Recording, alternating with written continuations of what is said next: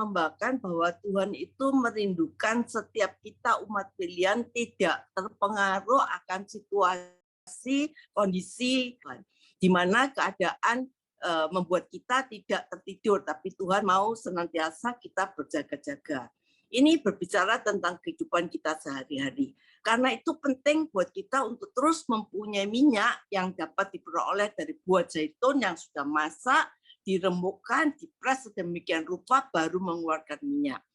Karena saudara mengalami dengan pergaulan pribadi dengan Tuhan, fokus kepada firman-Nya yang kita bangun dalam hidup kita, maka firman dan Roh Kudus itu meremukkan keakuan kita, kedagingan kita, sehingga kita mempunyai hubungan dengan Tuhan yang baik, maka itu disebut minyak yang selalu berkobar-kobar dalam hidup kita.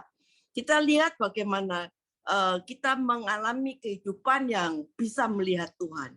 Matius 5 ayat 8 berkata, berbahagialah orang yang suci hatinya karena mereka akan melihat Tuhan.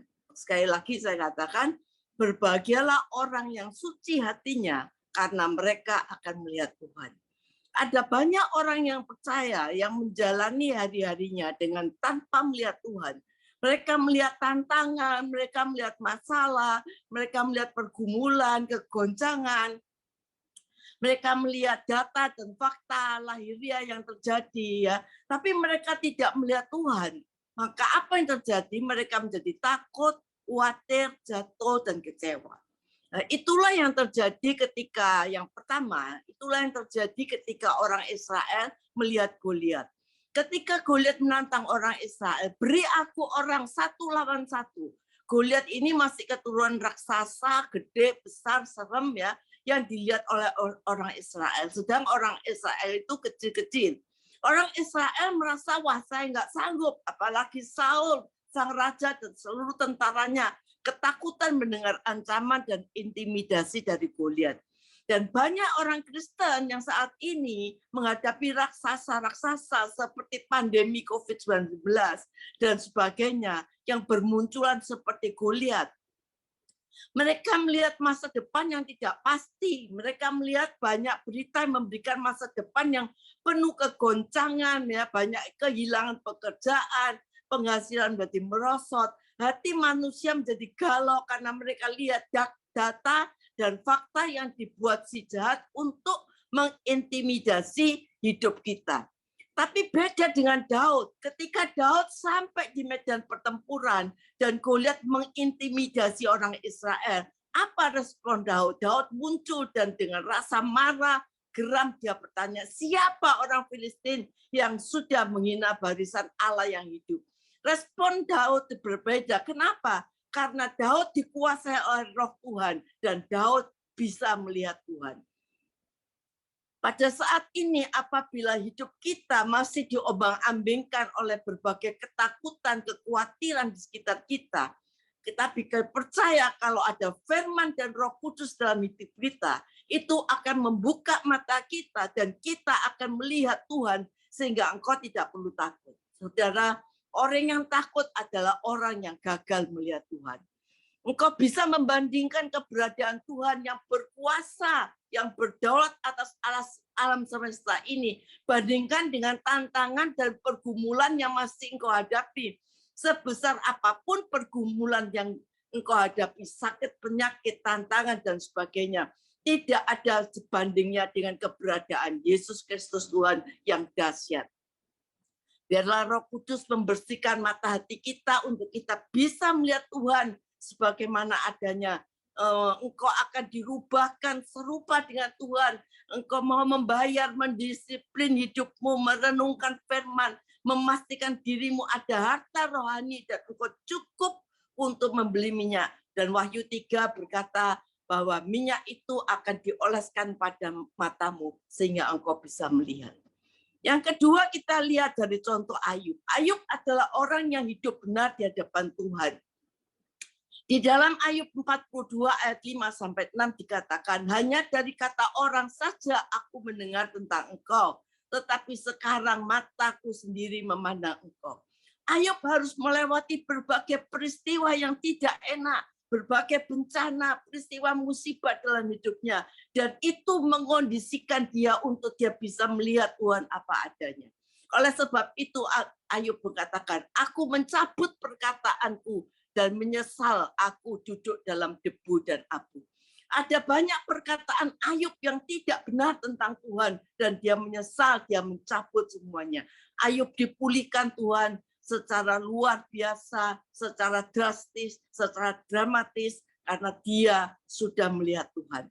Tapi hari ini saya katakan, biarlah kita selalu bergaul intim dengan Tuhan, dengan hati kita yang fokus kepada Tuhan, tekun kepada dia di depan Tuhan, mengejar Tuhan, membangun kebenaran, maka kita akan dapat melihat Tuhan sebagaimana adanya. Saudara, melihat Tuhan itu adalah satu sikap hati yang seharusnya dimiliki oleh setiap kita orang percaya, yang terbangun dari kehidupan kita yang berfokus hanya pada Tuhan, mempunyai sikap hati yang percaya pada Tuhan dan janji-janjinya. Dan sikap melihat Tuhan itu harus kita miliki oleh setiap orang percaya. Yang ketiga contohnya ya, Sadrak, Mesak, Abednego. Secara manusiawi mereka ada di bawah pemerintahan Nebukadnezar yang memaksa mereka untuk menyembah patung emas yang mereka buat. Tetapi Sadrak, Mesak, dan Abednego melihat melampaui Raja Nebukadnezar. Sadrak, Mesak, Abednego melihat Allah, katakan. Mereka mempunyai sikap hati yang menyembah kepada Tuhan. Mempunyai hati yang penuh percaya akan janji Tuhan. Mereka percaya penuh akan kedaulatan Tuhan. Oleh karena itu, mereka bisa membuat satu pernyataan. Sekalipun Allah yang kami sembah tidak datang dan menyelamatkan kami, maka kami tidak mau menyembah patung emas yang Raja buat. Saya percaya ini adalah kondisi dan sikap hati yang seharusnya kita miliki. Karena kalau kita, saudara bisa melihat Tuhan, saudara akan memiliki keteguhan iman dan kegigihan iman untuk terus bertekun dan percaya hanya kepada firman-Nya. Saudara, kalau saudara bisa melihat Tuhan, saudara akan mempunyai keteguhan iman yang tidak tergoncangkan. Saudara punya kegigihan iman untuk terus bertekun percaya pada firman-Nya. Dan inilah yang kita butuhkan di hari-hari ini. Memang ke depan kita akan banyak kegoncangan. Peristiwa negatif yang terburuk akan terjadi karena Alkitab menulis ada masa-masa sukar dan hari-hari yang jahat. Tapi kalau kita mau gigih, kita terus mau teguh berpegang pada firman dan hidup dari apa yang Tuhan katakan, maka kehidupan iman kita tidak menjadi lemah.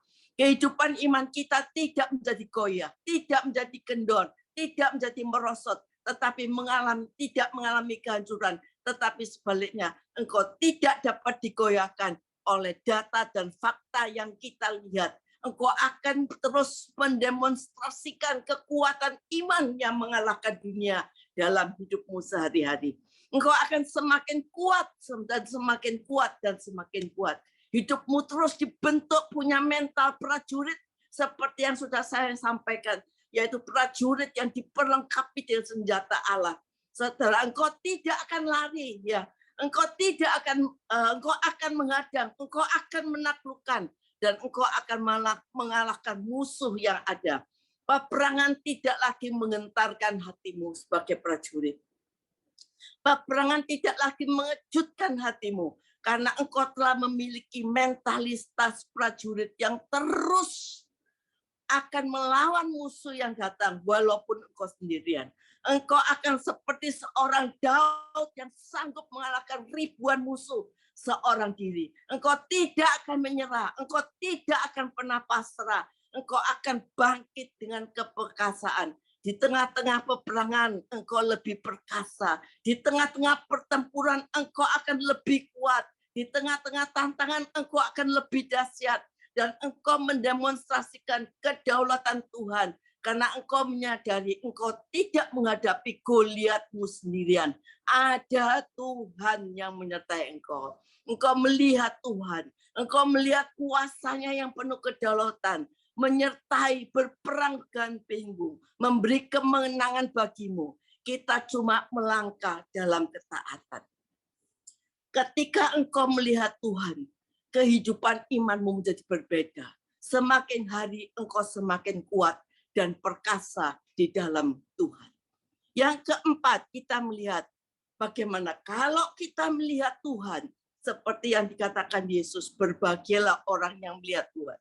Kalau engkau melihat Tuhan, engkau tidak bisa tergoncangkan apapun. Saudara, kalau kita lihat di dalam 2 Raja-Raja 6 ayat 8, di mana negeri Aram sedang berperang melawan Israel. Saudara, dikatakan ke tempat ini dan haruslah kamu menghadang. Saudara, semuanya mereka raja sudah berunding dengan pegawainya untuk melawan bangsa Israel. Tetapi Tuhan memberikan profetik kepada Elisa. Dan Elisa tahu semua rencana Raja Aram ini. Saudara, Nabi Elisa memberitahu kepada orang-orang Israel untuk mengantisipasi serangan dari Raja Aram. Apa yang terjadi Raja Aram dalam hidupmu? Setiap kali Raja Aram dalam hidupmu, iblis mengganggu engkau lewat penyakit, mengganggu engkau dalam tantangan pergumulan. Hari ini, biarlah roh profetik itu semakin kuat dalam dirimu karena engkau melihat Tuhan. Engkau akan mengetahui celah-celah yang ada pada dirimu sehingga setiap rencana iblis tidak akan terlaksana dalam dirimu. Engkau bisa membongkar, menghancurkannya sebelum semua terjadi dalam hidupmu. Saudara, dikatakan Alkitab berkata dalam Markus 16, tanda-tanda ini akan menyertai orang percaya. Mereka akan mengusir setan demi namaku. Mereka akan memegang ular. Mereka minum racun maut, mereka tidak akan celaka. Mereka akan meletakkan tangan pada orang sakit dan orang sakit itu sembuh. Saudara, apapun yang menjadi rancangan iblis, engkau bisa menghancurkannya dengan kuasa doa seperti Elia. Engkau bisa menghancurkan dengan kuasa firman yang kau ucapkan dan memastikan hidupmu aman. Engkau alami Tuhan membuka jalan lurus bagimu. Saudara, dikatakan Raja berkata, pergilah melihat di mana dia, supaya aku menyuruh orang menangkaplah dia. Lalu diberitahukannya bahwa mereka ada di Dotan. Saudara, maka dikirimkannya ke sana kuda, kereta, dan tentara besar sampai mereka pada waktu malam mereka mengepung kota Dotan itu. Pada waktu pagi-pagi pelayan abdi Allah, abdi daripada Elisa, bangun pagi-pagi keluar, mereka lihat suatu tentara dengan kuda dan kereta ada di sekeliling kota itu. Lalu berkatalah bujangnya kepadanya, Tuanku, apakah yang akan kita perbuat? Jawab Elisa, jangan takut, sebab lebih banyak yang menyertai kita daripada yang menyertai mereka. Saudara, bujang Elisa ini hanya bisa melihat yang lahiriah, yang fakta. Dia melihat tentara Aram begitu banyak di kota Dotan, dan kalau itu terjadi, matilah kita katanya. Tapi Elisa melihat lebih daripada bujang Elisa. Elisa melihat tangan Tuhan yang sedang bekerja atas hidupnya. Oleh karena itu Elisa berkata, jangan takut, karena yang menyertai kita lebih banyak daripada yang menyertai mereka. Saudara, lalu berdoalah Elisa, Tuhan, bukakanlah kiranya mata bujangku itu sehingga ia bisa melihat. Maka tampaklah gunung itu penuh dengan kuda dan kereta berapi sekeliling Elisa. Saudara, biarlah hari ini saya katakan pada saudara, biarlah kita mempunyai mata yang terbuka. Apa pekerjaan Roh Kudus dan firman terus terjadi dalam hidupmu dan engkau melihat Tuhan mau terjadi apa yang Tuhan mau terjadi dalam hidupmu. Saudara, kadang-kadang kita sudah cukup capek ya. Kita kadang-kadang kehabisan energi untuk melihat apa yang iblis lakukan dalam hidup kita. Tapi ini waktunya mata hati kita arahkan kepada Tuhan. Kita melihat Tuhan. Kita melihat tangannya yang berkuasa. Ketika engkau melihat Tuhan, kita percaya Dia yang berkuasa di atas bumi ini akan menyertai kita.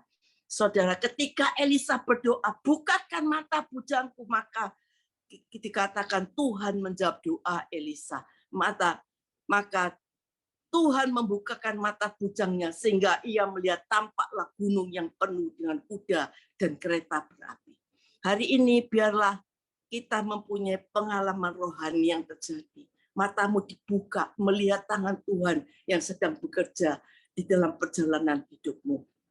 Dan engkau akan melihat tangan Tuhan yang menyertai engkau walaupun engkau ada di dalam lembah kekelaman. Saudara, kadang-kadang kita tidak tahu apa yang harus terjadi dalam kehidupan kita.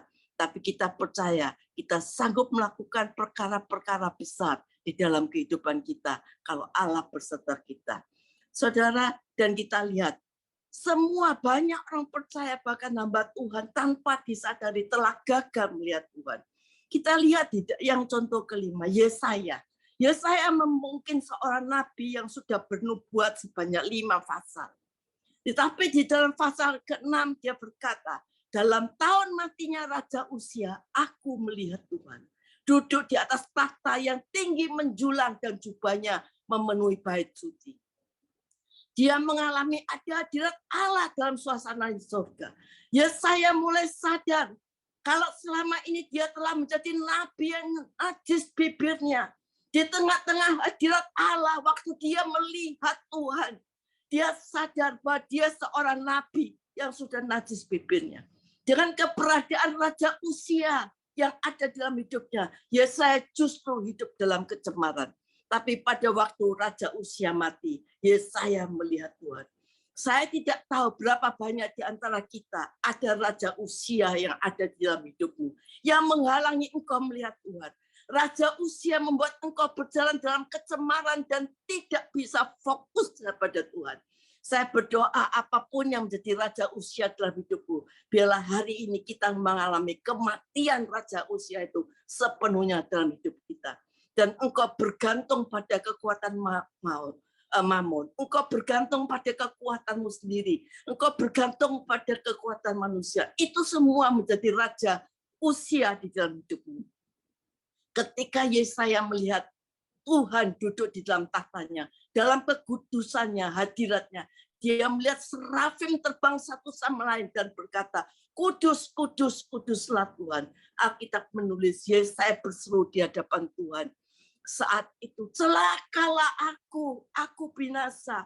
Aku adalah orang yang najis bibir, dan aku ada tinggal di antara orang yang najis bibir. Saudara, pergaulanmu harus hati-hati. Pergaulanmu dengan banyak orang yang salah bisa membuat hidupmu tercemar. Terlebih waktu kamu bergaul dengan banyak orang itu lebih lama dibandingkan waktumu bergaul dengan Tuhan. Mari kita mempunyai kerinduan, mengejar kekudusan, terus tinggal di dalam hadiratnya. Maka isi hati Tuhan tidak menjadi misteri dalam hidupmu. Kau akan disingkapkan apa yang ada di dalam Tuhan, disingkapkan semuanya. Apa yang dia rencanakan, apa yang menjadi masa depanmu, Tuhan singkapkan dalam hidupmu. Dan engkau akan lakukan itu, dan engkau akan datang pada Tuhan. Engkau akan berkata, ini aku Tuhan, utuslah aku. Saudara,